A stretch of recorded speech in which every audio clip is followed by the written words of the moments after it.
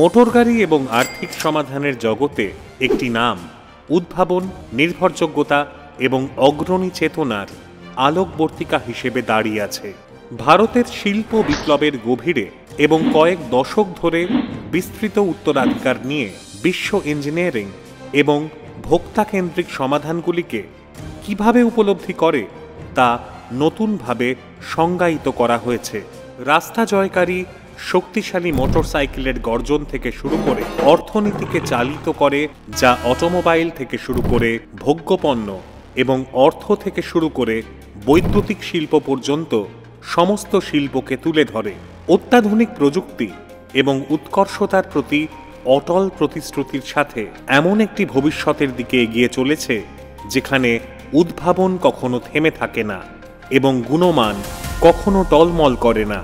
একটি কোম্পানি এমন একটি পথ তৈরি করার সাহস করেছিল যা ইতিহাসের গতিপথ বদলে দেবে।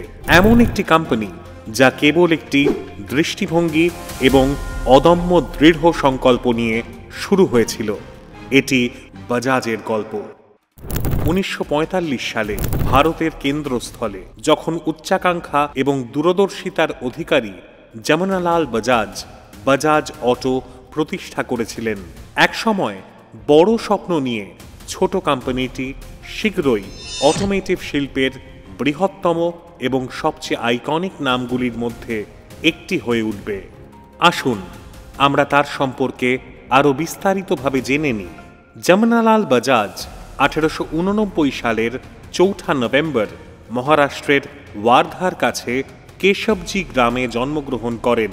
তিনি ব্যবসায়িক পটভূমির এক মারওয়ারি পরিবারে জন্মগ্রহণ করেন। যমুনালালের প্রাথমিক শিক্ষা সীমিত ছিল, কারণ তিনি তার যৌবনের বেশিরভাগ সময় পারিবারিক ব্যবসায় কাটিয়েছিলেন। পারিবারিক কাজের মাধ্যমে বাজাজের ব্যবসার সাথে প্রাথমিক যোগাযোগ তার জীবনের পছন্দগুলিকে প্রভাবিত করেছিল। 1917 সালে 28 বছর বয়সে যমুনালাল বাজাজ বাজাজ পরিবারের ব্যবসার নিয়ন্ত্রণ গ্রহণ করেন, যা মূলত টেক্সটাইল এবং শিল্পক্ষেত্রে জড়িত ছিল। তাঁর নেতৃত্বে ব্যবসাটি উল্লেখযোগ্যভাবে বৃদ্ধি পায় এবং অবশেষে তিনি বাজাজ ইলেকট্রিক্যালস এবং অন্যান্য সফল উদ্যোগ প্রতিষ্ঠা করেন। তবে তার ব্যবসায়িক দক্ষতা কেবল লাভ অর্জনের মধ্যেই সীমাবদ্ধ ছিল না। তিনি মহাত্মা গান্ধীর স্বনির্ভরতা এবং গ্রামীণ ক্ষমতায়নের দৃষ্টিভঙ্গি দ্বারা গভীরভাবে প্রভাবিত ছিলেন, যা তিনি ভারতের স্বাধীনতা এবং উন্নয়নের পথ হিসাবে দেখেছিলেন। যমুনালাল বাজাজ মহাত্মা গান্ধীর সবচেয়ে বিশ্বস্ত অনুসারীদের একজন হয়ে ওঠেন। 1917 সালে তিনি গান্ধীর সঙ্গে দেখা করেন এবং সময়ের সাথে সাথে তাদের সম্পর্ক আরও দৃঢ় হয়। বাজাজ আন্তরিকভাবে গান্ধীর অহিংসা এবং সত্যাগ্রহ দর্শনকে সমর্থন করেছিলেন এবং স্বাধীনতা সংগ্রামে গভীরভাবে জড়িয়েছিলেন। তিনি গান্ধীর নেতৃত্বে পরিচালিত বেশ কয়েকটি উদ্যোগের তহবিল এবং পরিচালনায় সহায়তা করেছিলেন, যার মধ্যে রয়েছে সবরমতী আশ্রম এবং বিহার দুর্ভিক্ষ ত্রাণ তহবিল। 1919 সালের বিহার দুর্ভিক্ষের পর বিহার ত্রাণ তহবিল প্রতিষ্ঠায় বাজাজ গুরুত্বপূর্ণ ভূমিকা পালন করেছিলেন এবং গ্রামীণ দরিদ্রদের অর্থনৈতিক পুনর্বাসন নিশ্চিত করার জন্য অক্লান্ত পরিশ্রম করেছিলেন। বাজাজ খাদি আন্দোলনকেও সমর্থন করেছিলেন, হাতে সুতো কাটা কাপড়ের ব্যবহার প্রচার করেছিলেন, যা গান্ধী অর্থনৈতিক স্বনির্ভরতা এবং ভারতের গ্রামগুলির পুনরুজ্জীবনের দিকে একটি অপরিহার্য পদক্ষেপ হিসাবে দেখেছিলেন। তিনি গান্ধীর নেতৃত্বে পরিচালিত বিভিন্ন আন্দোলনের একজন গুরুত্বপূর্ণ অর্থদাতা ছিলেন, যার মধ্যে 1930 সালের লবণ অভিযান এবং 1942 সালের ভারত ছাড়ো আন্দোলন অন্তর্ভুক্ত ছিল। বাজাজের সম্পদ ব্যক্তিগত লাভের জন্য ব্যবহার না করে স্বাধীনতা সংগ্রামের সাথে সম্পর্কিত বিভিন্ন উদ্দেশ্যে পরিচালিত হয়েছিল। তার আর্থিক সহায়তা ব্রিটিশ আরোপিত আইন ভাঙা এবং অহিংসা ও প্রতিরোধের বার্তা ছড়িয়ে দেওয়ার লক্ষ্যে অনেক উদ্যোগের সাফল্য নিশ্চিত করেছিল। 1942 সালে ভারত ছাড়ো আন্দোলনের সময় যমুনালাল বাজাজকে ব্রিটিশদের পুলিশের হাতে গ্রেপ্তার হতে হয়েছিল এবং কারাবরণ করতে হয়েছিল। তার কারাবাস আন্দোলনে জড়িত থাকার এবং গান্ধীর গণ অবিচারের আহ্বানের সাথে সাদৃশ্যের প্রত্যক্ষ ফলাফল ছিল। প্রতিকূলতার মুখেও যমুনালাল তার আদর্শের প্রতি প্রতিশ্রুতিবদ্ধ ছিলেন, দেখিয়েছিলেন যে তার ব্যবসায়িক সাফল্য এবং সক্রিয়তা অঙ্গাঙ্গিভাবে জড়িত। স্বাধীনতা সংগ্রামে যমুনালালের অবদান সক্রিয়তা এবং আর্থিক সাহায্যের বাইরেও বিস্তৃত ছিল। গ্রামীণ উন্নয়ন এবং শিক্ষার প্রতি তার অঙ্গীকার ছিল জনসাধারণের ক্ষমতায়নের আরেকটি উপায়। তিনি বিশ্বাস করতেন যে একটি সত্যিকারের স্বাধীন ভারত হবে যেখানে গ্রামীণ এলাকার মানুষ অর্থনৈতিকভাবে স্বাবলম্বী এবং শিক্ষিত হবে। এই লক্ষ্যে তিনি গ্রামীণ জনগোষ্ঠীর জন্য, বিশেষ করে নারী এবং প্রান্তিক সম্প্রদায়ের জন্য শিক্ষার মান উন্নত করার লক্ষ্যে স্কুল এবং প্রতিষ্ঠান প্রতিষ্ঠা করেছিলেন। শিক্ষা এবং সামাজিক উন্নয়নের প্রতি এই অঙ্গীকার গান্ধীর সর্বোদয় বা সকলের কল্যাণের দর্শনের সাথে সামঞ্জস্যপূর্ণ ছিল। 1945 সালে যখন ভারত এখনও বিশ্বে তার স্থান তৈরি করছিল, তখন যমুনালাল বাজাজ এমন একটি উত্তরাধিকারের মঞ্চ তৈরি করেছিলেন যা প্রজন্মের পর প্রজন্ম ধরে চলবে। কল্পনা করুন 1940-এর দশকের ভারত, অব্যবহৃত সম্ভাবনার দেশ, উচ্চাকাঙ্ক্ষায় বিস্ফোরিত হতে প্রস্তুত। এই যুগে বাজাজ অটোর জন্ম হয়েছিল। যমুনালালের দৃষ্টিভঙ্গি কেবল যানবাহন তৈরি করা নয়, বরং এমন একটি ভবিষ্যৎ তৈরি করা যেখানে ইঞ্জিনিয়ারিং উৎকর্ষতা সাধারণ মানুষের সেবা করবে। বছরগুলি অতিক্রান্ত হওয়ার সাথে সাথে ভারতে মোটরসাইকেল বিপ্লব শুরু হয়েছিল।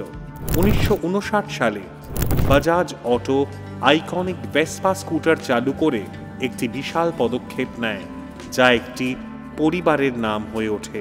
1970-এর দশকের মধ্যে বাজাজ সারা দেশে 2 চাকার গাড়ির সমার্থক হয়ে ওঠে, কারণ বাজাজ চেতক জনগণের স্কুটার ডাকনামে লক্ষ লক্ষ মানুষের হৃদয়ে স্থান করে নেয়।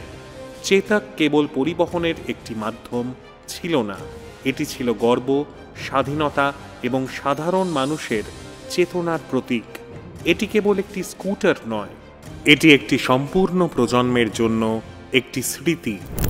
1980-র দশকে বাজাজ তার দিগন্ত প্রসারিত করতে প্রস্তুত ছিল। পৃথিবী বদলে যাচ্ছিল এবং বাজাজ খুব বেশি পিছিয়ে ছিল না। 1990-এর দশকের মধ্যে বাজাজ অটো বিশ্বের অন্যতম শীর্ষস্থানীয় মোটরসাইকেল প্রস্তুতকারক হয়ে ওঠে। 2001 সালে চালু হওয়া আইকনিক বাজাজ পালসার ভারতের বাইকিং ধারণাকে নতুন করে সংজ্ঞায়িত করে, স্টাইলের সাথে শক্তির মিশ্রণ ঘটায়। এই সময় বাজাজ বিশ্বব্যাপী যাওয়ার মাধ্যমে একটি সাহসী পদক্ষেপ নেয়। বাজাজের যাত্রা কেবল অটোমোবাইলগুলিতেই থেমে থাকেনি। 2007 সালে বাজাজ ফিনসার্ভের আবির্ভাব ঘটে, যা আর্থিক পরিষেবার জগতে কোম্পানির প্রবেশকে চিহ্নিত করে। ঋণ থেকে বীমা, সম্পদ ব্যবস্থাপনা, বাজাজ ফিনসার্ভ অর্থনৈতিক প্রবৃদ্ধি এবং ভোক্তা কল্যাণের মধ্যে একটি নিরবচ্ছিন্ন সেতু তৈরি করেছে। বাজাজ ফিন্যান্সের গল্পটি অসাধারণ রূপান্তরের একটি, যেখানে উচ্চাকাঙ্ক্ষা, দৃষ্টিভঙ্গি এবং অটল দৃঢ়তা ভারতের সবচেয়ে বিশ্বস্ত এবং সফল আর্থিক প্রতিষ্ঠানগুলির মধ্যে একটির পথ প্রশস্ত করেছে। বিশাল এবং প্রভাবশালী বাজাজ গ্রুপ থেকে জন্ম নেওয়া বাজাজ ফাইন্যান্সের যাত্রা শুরু হয় একটি সহজ কিন্তু গভীর ধারণা নিয়ে। আর্থিক পরিষেবাগুলিকে অ্যাক্সেসযোগ্য, নমনীয় এবং গ্রাহক কেন্দ্রিক করে তোলা। কোম্পানির খ্যাতির উত্থান কেবল একটি কর্পোরেট সাফল্যের গল্প নয়, বরং গত কয়েক দশক ধরে ভারতের নিজস্ব অর্থনৈতিক ও প্রযুক্তিগত বিবর্তনের প্রমাণ। 2007 সালে বাজাজ ফিনসার্ভ প্রতিষ্ঠিত হওয়ার পর থেকেই এই সব কিছু শুরু হয়, যা আর্থিক পরিষেবার জগতে বাজাজ ফাইন্যান্সকে একটি শক্তিশালী প্রতিষ্ঠানে পরিণত করার পথ তৈরি করে। সেই সময় ভারত দ্রুত অর্থনৈতিক প্রবৃদ্ধির মধ্য দিয়ে যাচ্ছিল এবং আর্থিক পণ্য ও পরিষেবার প্রয়োজনীয়তা আরও স্পষ্ট হয়ে উঠছিল। বাজাজ ফাইন্যান্স বাজাজ ফিনসার্ভের একটি কৌশলগত শাখা হিসেবে আবির্ভূত হয়েছিল, প্রাথমিকভাবে ভোক্তা অর্থায়নের উপর দৃষ্টি নিবদ্ধ করে। কোম্পানির লক্ষ্য ছিল ভারতের মধ্যবিত্ত জনগোষ্ঠীর মধ্যে সহজলভ্য ঋণ সমাধানের ক্রমবর্ধমান চাহিদা মেটানো, যা ক্রয় ক্ষমতার তীব্র বৃদ্ধি প্রত্যক্ষ করছিল। প্রথম কয়েক বছর ধরে ভোগ্যপণ্যের জন্য ঋণ প্রদানের উপর দৃষ্টি নিবদ্ধ করা হয়েছিল, এমন একটি খাতে যেখানে প্রচুর অব্যবহৃত সম্ভাবনা ছিল। ধারণাটি ছিল সহজ অর্থায়নের বিকল্প প্রদানের মাধ্যমে ইলেকট্রনিক্স, গৃহস্থালী যন্ত্রপাতি এবং যানবাহনের মতো উচ্চমূল্যের পণ্য ক্রয় করতে জনগণকে সহায়তা করা। এই পদক্ষেপটি ভারতীয় গ্রাহকদের আকাঙ্ক্ষার সাথে প্রতিধ্বনিত হয়েছিল, যারা তাদের জীবনযাত্রাকে উন্নত করতে আগ্রহী ছিলেন, কিন্তু তা করার জন্য তাৎক্ষণিক আর্থিক উপায়ের অভাব ছিল। বাজাজ ফাইন্যান্সের পদ্ধতি তার সহজ আবেদন প্রক্রিয়া, দ্রুত অনুমোদন এবং নমনীয় পরিশোধের শর্তাবলী সহ আস্থা তৈরি করতে এবং গ্রাহকদের সাথে একটি শক্তিশালী সম্পর্ক গড়ে তুলতে শুরু করে। কোম্পানিটি যখন বৃদ্ধি পেতে থাকে, তখন গ্রাহকদের বৃহত্তর আর্থিক চাহিদা মেটাতে তাদের অফারগুলিকে বৈচিত্র্যময় এবং সম্প্রসারিত করার প্রয়োজনীয়তা উপলব্ধি করে। পরবর্তী বছরগুলিতে বাজাজ ফাইন্যান্স ব্যক্তিগত ঋণের ক্ষেত্রে প্রবেশ করে, এমন ঋণ যার জন্য কোনো জামানত প্রয়োজন ছিল না, যা লক্ষ লক্ষ ভারতীয় পরিবারের জন্য একটি গেম চেঞ্জার ছিল।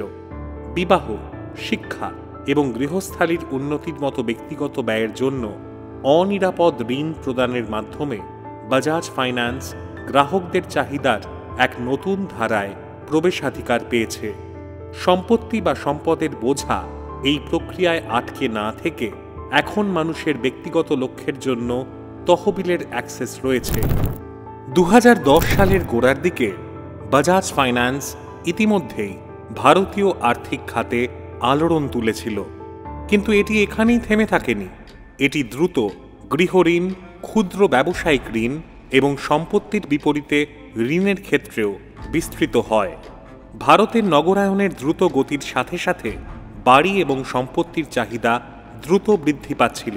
বাজাজ ফাইন্যান্স দ্রুত এই সুযোগটি কাজে লাগিয়ে গৃহ ঋণ প্রদান করে, এমন পণ্য যা কেবল সাশ্রয়ী ছিল না, গ্রাহক বান্ধবও ছিল, যা পরিবারগুলিকে আরও বড় এবং আরও আরামদায়ক স্বপ্ন দেখার সুযোগ করে দিয়েছিল। এই প্রবৃদ্ধির সাথে সাথে চ্যালেঞ্জও এসেছিল। আর্থিক ক্ষেত্র প্রতিযোগিতামূলক ছিল এবং অনেক প্রতিষ্ঠান বাজারের অংশীদারিত্বের জন্য প্রতিযোগিতা করছিল, কিন্তু গ্রাহক সন্তুষ্টি এবং উদ্ভাবনের উপর বাজাজ ফাইন্যান্সের অটল মনোযোগ এটিকে এগিয়ে রেখেছিল। অন্যরা ঋণ অনুমোদন এবং প্রক্রিয়াকরণের ঐতিহ্যবাহী পদ্ধতির ওপর নির্ভর করলেও বাজাজ ফাইন্যান্স প্রযুক্তির শক্তিকে কাজে লাগিয়ে তার অফারগুলি উন্নত করেছিল। এখান থেকেই কোম্পানিটি সত্যিকার অর্থে নিজেকে আলাদা করতে শুরু করে। বাজাজ ফাইন্যান্স ডিজিটাল অবকাঠামোতে ব্যাপক বিনিয়োগ করেছে, যার ফলে গ্রাহকরা স্বজ্ঞাত মোবাইল অ্যাপ এবং অনলাইন পোর্টালের মাধ্যমে ঋণের জন্য আবেদন করতে এবং তাদের অ্যাকাউন্ট পরিচালনা করতে সক্ষম হয়েছে। কোম্পানির ইতিহাসের পরবর্তী গুরুত্বপূর্ণ মুহূর্তটি আসে যখন বাজাজ ফাইন্যান্স বুঝতে পারে যে তার গ্রাহক ভিত্তি কেবল ব্যক্তিদের বাইরেও প্রসারিত হচ্ছে। ভারতে ক্ষুদ্র ও মাঝারি আকারের ব্যবসাগুলিরও অর্থায়ন সমাধানের প্রয়োজন ছিল এবং বাজাজ ফাইন্যান্স উপযুক্ত অফারগুলির সাথে সাড়া দেয়। এসএমই ঋণ এবং ব্যবসায়িক ঋণ প্রবর্তনের ফলে কোম্পানির পরিধি আরও প্রসারিত হয়। এটি এখন কেবল একটি ব্যক্তিগত অর্থায়ন কোম্পানি নয়, বরং একটি বিস্তৃত আর্থিক পরিষেবা প্রদানকারী যা বিভিন্ন গ্রাহক বেসকে সরবরাহ করে। 2010-এর দশকে বাজাজ ফাইন্যান্স যখন প্রবেশ করে, তখন এটি আর্থিক পরিষেবা খাতে একটি প্রভাবশালী শক্তি ছিল। এর ক্রমবর্ধমান পণ্য পোর্টফোলিও এবং প্রযুক্তির কৌশলগত ব্যবহারের মাধ্যমে এটি নিম্ন অকার্যকর সম্পদের অর্থাৎ এনপিএর একটি উল্লেখযোগ্য ট্র্যাক রেকর্ড বজায় রাখতে সক্ষম হয়েছিল, যা এর আর্থিক স্থিতিশীলতা এবং শক্তিশালী ঝুঁকি ব্যবস্থাপনার একটি বৈশিষ্ট্য হয়ে ওঠে। স্বচ্ছতা বজায় রাখা, ন্যায্য হার প্রদান এবং দ্রুত পরিষেবা প্রদানের জন্য কোম্পানির প্রচেষ্টা এটিকে লক্ষ লক্ষ ভারতীয়দের কাছে ঋণদাতা করে তোলে, যা অর্থায়নের ক্ষেত্রে সবচেয়ে বিশ্বস্ত ব্র্যান্ডগুলির মধ্যে একটি হিসেবে এর খ্যাতি আরও দৃঢ় করে তোলে।